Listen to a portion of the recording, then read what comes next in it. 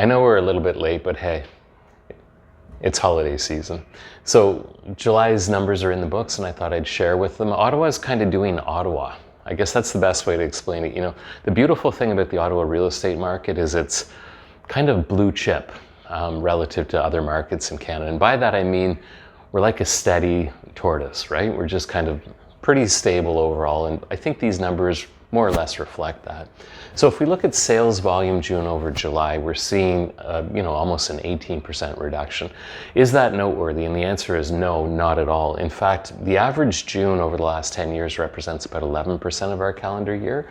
July represents about 9% of our calendar year. So that is exactly on par. So no news there. Active listings. Now, essentially what we're seeing here is a reduction in listings, but not relative to the reduction in sales. So what does that translate into? The all-important increase in months of standing inventory. So this is kind of the supply and demand that's available in the marketplace today. So of course, as sales drop and listings kind of are relatively stable, months of inventory goes up. 3.2 months of staying inventory, almost a 20% increase over a month ago. That is still a seller's market, but it's kind of a soft seller's market at best, and it's giving more choices to buyers. They have a little bit more flex, and that's reflected in a drop in prices of 3.9%. Now, there's two things going on there. One is obviously the increase in standing inventory, but it's also a function of what else gets purchased.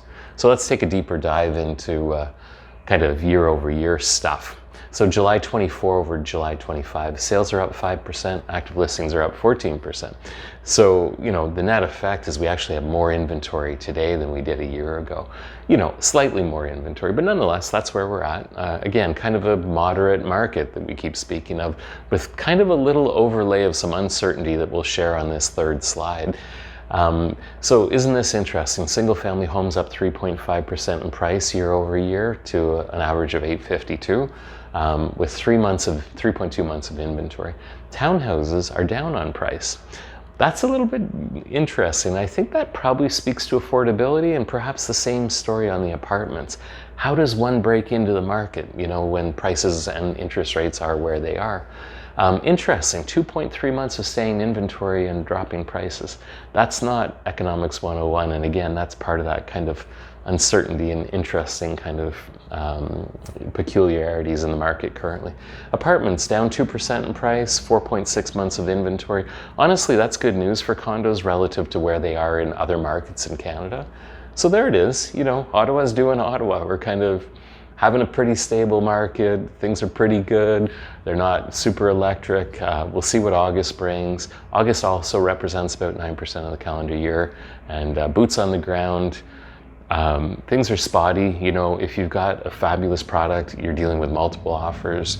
But I'll tell you this, it's very, very hyper-localized in terms of product and location. So you really need to, connect with a professional to understand what's happening with your particular home. Anyways, let's see what August brings.